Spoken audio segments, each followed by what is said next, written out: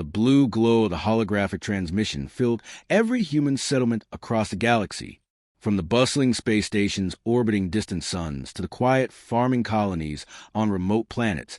Millions of humans stopped what they were doing to watch. The alien figure that appeared was tall and elegant, with skin that looked like polished crystal and eyes that seemed to hold ancient wisdom. Ambassador Veldar the Zephyrian Empire stood perfectly still as his image reached across space.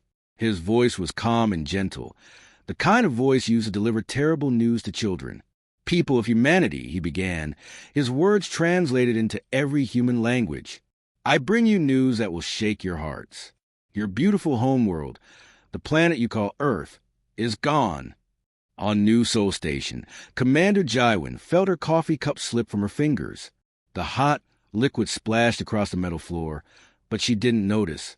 Around her, the command center fell silent, except for the soft hum of computers. "A star near your solar system became unstable." Veldar continued. "The explosion was so powerful that it destroyed everything within several light years.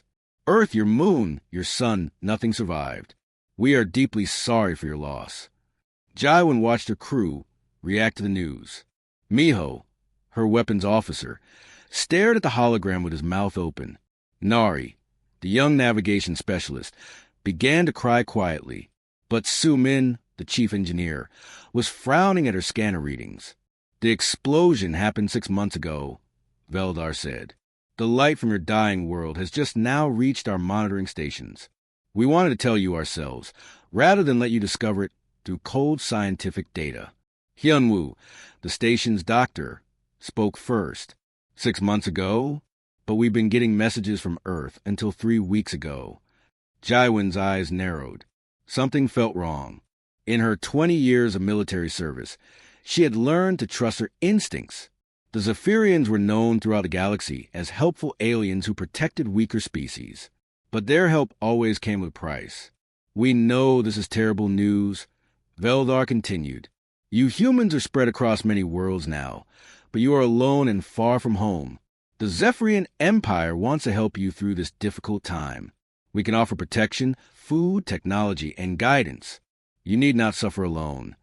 The transmission ended, leaving the command center in heavy silence. Around the station, Jaiwin could hear people crying and talking in worried voices. But she noticed something else too. Some of the voices sounded angry. "Commander," Su Min said quietly, "I'm reading something strange. Every human colony received this message at exactly the same time. But that's impossible. The distances are too great. It would take years for a signal to reach the furthest settlements." Do-Hyen, the intelligence officer, looked up from his computer. "I'm seeing reports from all sectors. Every human world got the same message, word for word, even colonies that don't usually talk to each other." Jaiwin walked to the large window that looked out into space. She could see human ships moving between the station and nearby planets. Cargo vessels, passenger transports, mining ships, all going about their normal business. But she noticed something different. The ships were moving faster than usual. People were making quick decisions. "Send a message to all human settlements," she ordered. "Tell them New Sol Station shares their grief. Tell them we remember what Earth gave us before it died." Minji at the communications desk looked confused. "What did Earth give us, Commander?" Jaiwin smiled, but it was not a happy smile. The ability to live without it. She thought about her childhood on Earth, running through green fields under a blue sky. She thought about her parents, her friends, everyone she had known there. If Earth was really gone, then she had lost everything from her past. But as she looked at her crew, she realized something important. These people were her family now. The humans scattered across hundreds of worlds were all connected, not by distance, but by choice. Earth had been their beginning, but it was not their end. Minji sent another message. Jaiwin said, "Tell all human settlements that New Sol Station is ready to help with whatever they need." "What kind of help?" Minji asked. "Any kind. Food, ships, weapons, people, whatever it takes." Do-Hyen looked surprised. "Weapons? Commander, are we expecting trouble?" Jaiwin looked back at the empty space where the alien transmission had appeared. The Zephyrians think we're going to fall apart without Earth. They think we'll become weak and need their protection. They think they can control us like they control other species. She turned to face her crew, and they could see the fire in her eyes. They're going to learn something about humans that they didn't expect. We don't break when we lose something we love. We get stronger, and we get angry. Outside the window, more ships were arriving at the station. Human ships from nearby colonies, all carrying the same message. They were ready to help. They were ready to fight. They were ready to show the galaxy what humans could do when they worked together. The Zephyrians had killed her thinking it would destroy humanity. Instead, they had just freed humans from the one thing that was holding them back, the need to protect their homeworld. 3 weeks passed since the terrible news about Earth reached every human settlement. The Zephyrian observer stationed throughout human space watched carefully, waiting for the collapse they had seen so many times before. When other species lost their homeworlds, they always followed the same pattern. First came shock, then despair, then the desperate plea for help that would make them dependent forever. But the humans were doing something completely different. On the farming world of New Busan, Taeyong stood in the center of the town meeting hall. Just 1 month ago, he had been worried about crop yields and weather patterns. Now he held blueprints for spacecraft factories in his dirt-stained hands. "We know how to grow things," he said to the packed room. "Corn, wheat, vegetables. But Earth also taught us how to grow something else. Hope, and hope builds ships." The crowd murmured in agreement. Old farmers nodded next to young engineers. Teachers sat beside mechanics. Everyone had lost Earth, but no one was giving up. "The Zephyrians want us to ask for help," Taeyong continued. "They want us to become their pets, like they did to the bird people of Altair and the rock creatures of Vega. But we're not pets. We're humans, and humans build their own future." High above the planet, the Zephyrian observation ship detected massive construction beginning on the planet's surface. The aliens had expected to see funeral preparations. Instead, they saw the foundations of enormous factories. Commander Thylos sent a confused report to his superiors. The humans on New Busan are not requesting aid. They appear to be building industrial facilities at an incredible speed. I do not understand their behavior. Similar reports were coming from across human space. On the mining colony of New Jeju, a former teacher named Yunji had somehow become the leader of a massive refugee organization. But these refugees were not running away from danger. They were running toward it. Every human world will take people from every other human world. Yunji announced to the representatives from dozens of colonies, "If you have too many people, we'll help you spread them out. If you don't have enough people, we'll send you more." No human stands alone. The meeting hall erupted in cheers. These were people who had never met before, from worlds hundreds of light years apart.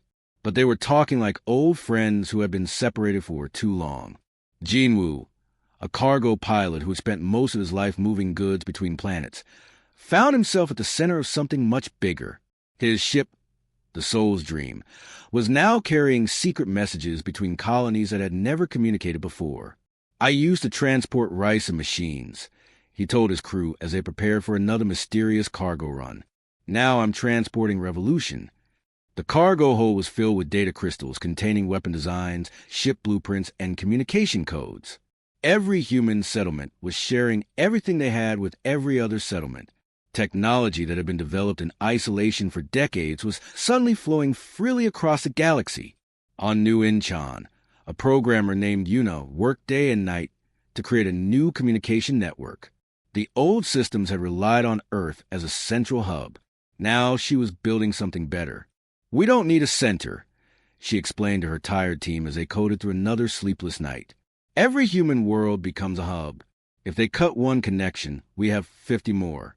If they destroy one planet, the rest get stronger." The Zephyrians were beginning to panic. Their spies reported that human colonies were sharing military technology at an alarming rate. Peaceful farming worlds were suddenly producing weapons. Mining colonies were building warships. Scientific research stations were developing new kinds of engines that could cross vast distances in days instead of months. This is not normal behavior. reported Fleet Commander Thylos to the Zephyrian High Council. When we destroyed the home world of the Centauri Republic, they surrendered within a month. When we eliminated the mother planet of the Vegan Alliance, they begged us for protection within weeks. The humans should be broken by now. But the humans were not broken. They were busy. On New Sol Station, Commander Jywin received her 100th message of the day. Every human settlement wanted to help. Every colony had something to offer. Ships, weapons, people, food, ideas, hope. Commander, Sumin reported, we're tracking massive fleet movements throughout human space. But they're not running away. They're coming together. Jywin smiled as she read the reports. The mining world of New Guangzhou was sending rare metals to the shipbuilding colonies.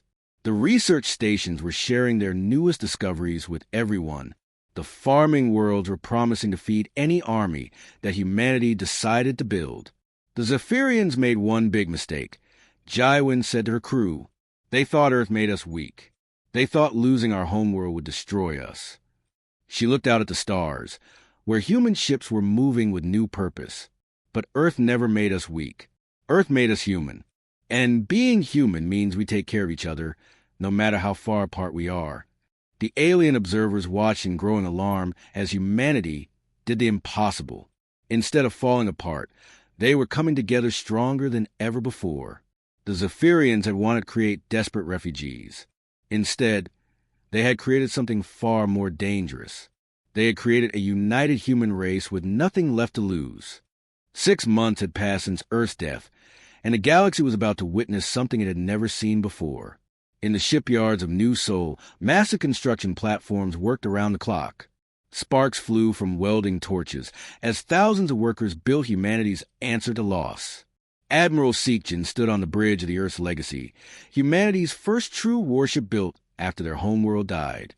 The ship was enormous, larger than anything humans had ever constructed before. Its hull was painted deep black with silver stars, a reminder of what they had lost and what they were fighting for. Status report, Seekjin ordered, his voice calm despite the magnitude of what was happening around them. Hannah, his second-in-command, checked her displays. 47 battle groups reporting ready, Admiral. Every human colony contributed ships, weapons, or people. Some colonies gave all three. Through the bridge windows, Seekjin could see the assembled fleet. Ships of every size and design floated in perfect formation. Some were converted cargo vessels, now bristling with weapons. Others were sleek fighters built specifically for war. A few were massive carriers that could transport entire armies between stars. What made it truly terrifying was not the size of the fleet, but how quickly it had been assembled.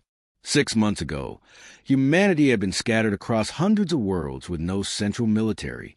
Now, they had created the largest coordinated armada in galactic history.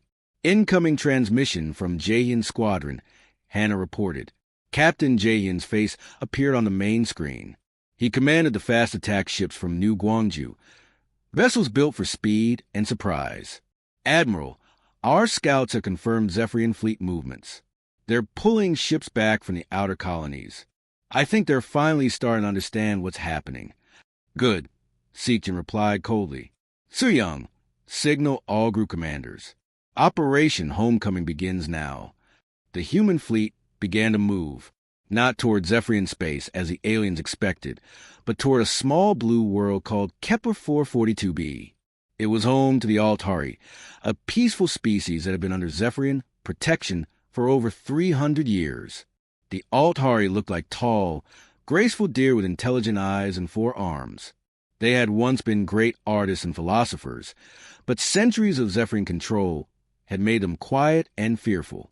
Their planet was beautiful, covered in crystal cities that reflected sunlight in rainbow patterns. When the human fleet arrived, the Altari government panicked. They had never seen so many warships in one place. The orbital defense stations, controlled by Zephyrian officers, powered up their weapons and demanded that the humans leave immediately. This is Admiral Seekjin of the human fleet, came the calm voice over all communication channels. We're not here to conquer. We're here to offer you something the Zephyrians never did. Dongwu, humanity's chief diplomat, took over the transmission. His voice was warm and friendly, nothing like the cold commands usually heard from military ships. People of Kepler 442b, we offer you a choice. The choice to be free. The Zephyrian commander of the orbital stations, a being called Vel Cross, responded with anger. You humans are grieving and not thinking clearly. Return to your colonies before you do something you will regret. These people are under our protection. Protection from what? Dongwu asked. From making their own decisions? From living their own lives? From creating their own art without asking permission first? Down on the planet's surface, millions of Altari were listening to the conversation. For the first time in centuries, someone was talking about freedom. Many of them had never even heard the word used that way. An old Altari artist named Quelth Era found the courage to speak. Her voice shook as she broadcast from the planet's surface. Humans, we have forgotten what freedom looks like. Can you show us? The response was immediate. Human shuttles began landing on the planet, but they carried no soldiers. Instead, they brought teachers, engineers, doctors, and artists. People who could show the Alt-Hari what life could be like when you made your own choices. We don't want to rule you, explained Minjae, a human engineer who had volunteered for the mission. We want to help you rule yourselves. Earth taught us that the greatest gift you can give someone is a chance to decide their own future. The Zephyrian garrison found themselves facing an impossible situation. The human fleet outnumbered them 50-1, but the humans weren't attacking. Instead, they were simply offering the Alt-Hari a choice. And for the first time in 3 centuries, the Alt-Hari were choosing. Within days, crystal cities across the planet began to change. Art galleries that had been closed for generations reopened. Schools started teaching subjects that had been forbidden. The Alt-Hari began to remember who they had been before the Zephyrians arrived. Velcross sent desperate messages to the Zephyrian High Command. The humans have not fired a single shot, but they are destroying everything we built here. The Alt-Hari are declaring independence. Our authority is crumbling. The response from Zephyrian leadership was swift and predictable.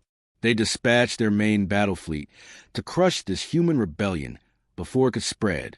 But as their ships moved toward Kepler 442b, they received reports that made their blood freeze.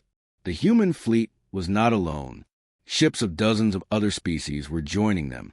The Veloci, the Draconi, the Hegemony survivors, all the species that had been waiting for someone to stand up to the Zephyrians. Admiral Seekjin smiled as he watched the Allied fleet grow larger each day. Hannah, send a message to all Zephyrian forces. Tell them we're coming home. Home, sir? Hannah asked. The galaxy, Hannah. The galaxy is our home now. The war that followed was unlike anything the galaxy had ever seen. It was not armies fighting armies, but an idea spreading like wildfire across the stars. The idea was simple and dangerous. Every being had the right to choose their own path. Captain Youngmin commanded the destroyer New Olsen as it approached the Veloci homeworld. The Veloci were bird-like creatures with brilliant feathers and voices that could make music from starlight. For 200 years, they had lived under Zephyrian rule, forbidden to fly higher than the treetops of their own world. Captain, reported his communications officer, we're detecting massive movement on the planet's surface. It looks like ships. Youngman smiled as he watched the scanners. The Veloci were not just welcoming the human fleet. They were joining it. Hundreds of sleek spacecraft rose from hidden valleys and mountain caves. Ships the bird people had been building in secret for decades. They were never really conquered. Youngman reported to Admiral Seekjin. They were just waiting for someone to give them permission to fight back. This scene repeated itself across the galaxy. On world after world, the human fleet arrived to find that their reputation had preceded them. Species that had seemed completely broken under Zephyrian control suddenly revealed hidden weapons, secret alliances, and burning desire for freedom. Sunhee, the fleet's chief strategist, had predicted this would happen. She stood before the assembled human commanders on the bridge of the Earth's legacy, pointing to a star map that showed their victories. The Zephyrians never really conquered these worlds, she explained. They just convinced everyone that resistance was hopeless. Show people they're not alone, and empires crumble overnight.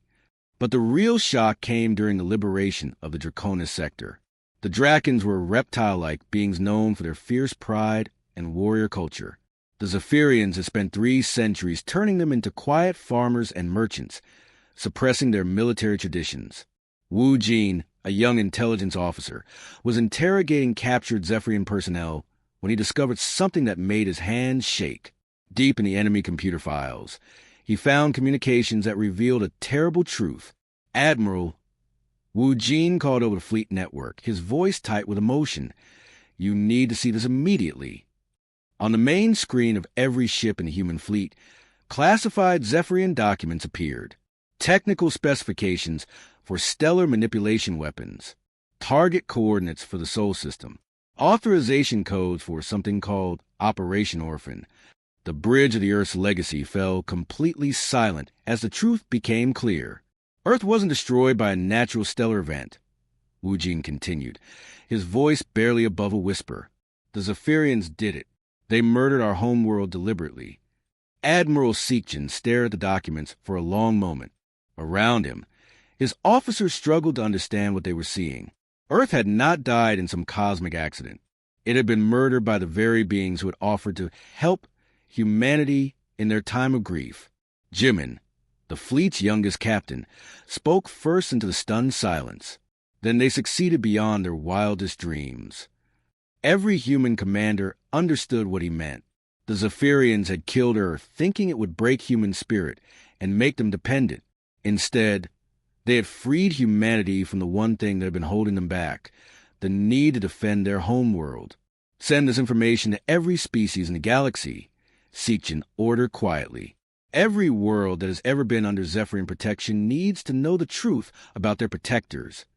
The revelation spread through the galaxy faster than the human fleet could travel. On 1,000 worlds, beings who had trusted the Zephyrians for centuries learned that their benefactors were actually their destroyers. The Zephyrians had a pattern: create a crisis, offer help, gain control, and maintain power by convincing everyone that independence meant death. Now everyone knew the truth. The Althari were the first to make the announcement. Queen Sidera, who had spent her entire life believing the Zephyrians had saved her people from extinction, stood before the Galactic Communication Network with tears in her crystal eyes. "For 300 years, we believe the Zephyrians protected us from the void plague that destroyed our sister worlds," she said. "Today we learned that they created that plague. They murdered billions of our people to make us grateful for their control." Similar revelations emerged from every corner of the galaxy. The stellar storm that had scattered the hegemony, artificially created. The resource crisis that had forced the Centauri Republic to accept Zephyrian aid, deliberately engineered. The plague that had nearly wiped out the Andromedan colonies, released from Zephyrian biological weapons laboratories. Species after species realized they had been living a lie for centuries. Their protectors were actually their oppressors, and their greatest disasters had been carefully orchestrated to create dependence. But the humans had broken a pattern. By refusing to submit after Earth's destruction, they had shown the galaxy that the Zephyrians could be defeated. More importantly, they had proven that freedom was possible. On the bridge of the Earth's legacy, Admiral Seekjin watched as his fleet was joined by ships from dozens of worlds. Former Zephyrian subjects were not just declaring independence. They were actively helping destroy the empire that had enslaved them. "Set course to the Zephyrian homeworld," he ordered. "Admiral," Hannah asked quietly, "what do we do when we get there?" Seekjin looked out at the stars. "Thinking of Earth and everyone who had died there, we give them the same choice they gave us. Surrender or face the consequences of their actions." The galaxy was about to learn that humans never forgot, and they never forgave those who hurt their family. The final battle did not happen in space with laser cannons and exploding ships. It happened in a great hall on the neutral world of Kepler Prime, where representatives from every corner of the galaxy had gathered to decide the future. Admiral Seekjin walked into the massive chamber, wearing his simple blue uniform, the same one he had worn during Earth's final transmission years ago. Behind him came delegates from hundreds of worlds, the Althari with their crystal skin, the bird-like Veloci with their brilliant feathers, the proud Drakons with their scale faces, and dozens of other species who had found their courage. At the center of the hall sat the Zephyrian delegation. Emperor Zalthek, Their supreme ruler looked smaller than anyone had expected. His crystal body, once bright with power, now seemed dull and cracked. Around him sat the remains of the High Council, beings who controlled the galaxy for 1,000 years.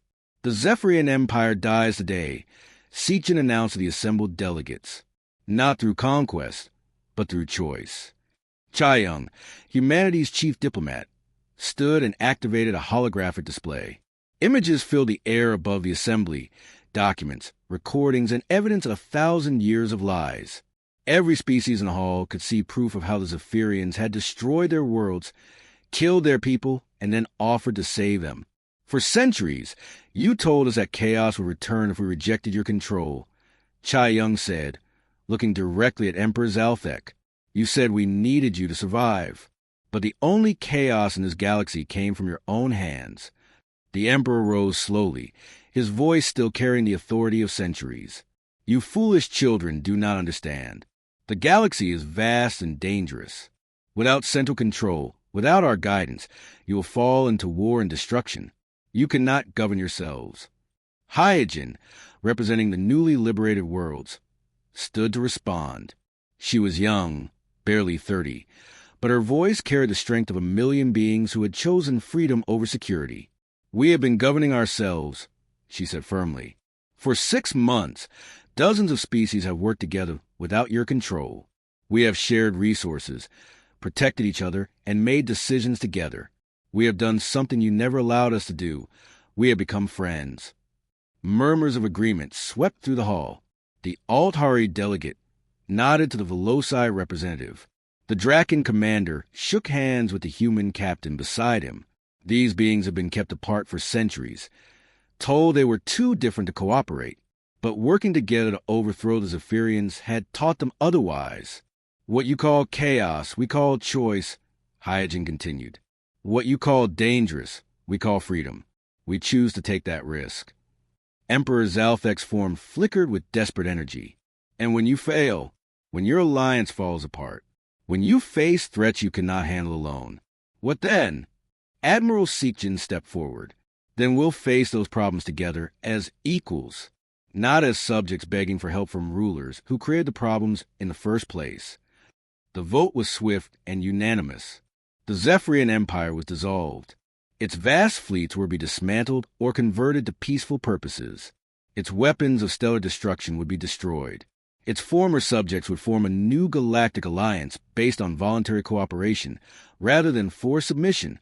But the most important decision was what to do with the Zephyrians themselves. You could execute us, Emperor Zalthek said quietly. We have committed crimes that deserve death. We destroyed worlds, killed billions, and enslaved entire civilizations. Yes, Sitchin replied. You could deserve death, but death would be the easy way out. Instead, you get to live with what you've done. You get the same choice you never gave anyone else. Chaeyoung explained the terms. The Zephyrians could join the new galactic alliance as equals, with no special privileges and no authority over others. They would help rebuild the worlds they had damaged and work to repair the harm they had caused. Or they could isolate themselves on their homeworld and have no contact with the rest of the galaxy. Choose, Sitchin said simply. The Emperor looked around the hall at faces that had once looked up to him with fear and gratitude. Now they watched him with pity and hope. After a long moment, he bowed his crystal head. We choose to join, he said quietly.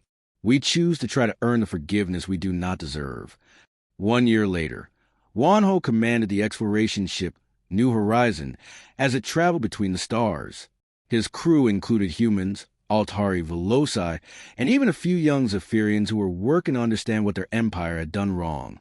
Captain, his communications officer reported, we're receiving a transmission from New Sol Station. Commander Jaiwin wants to speak with you. Jaiwin's familiar face appeared on the screen, older now but still strong. Wanho, how's the galaxy looking out there?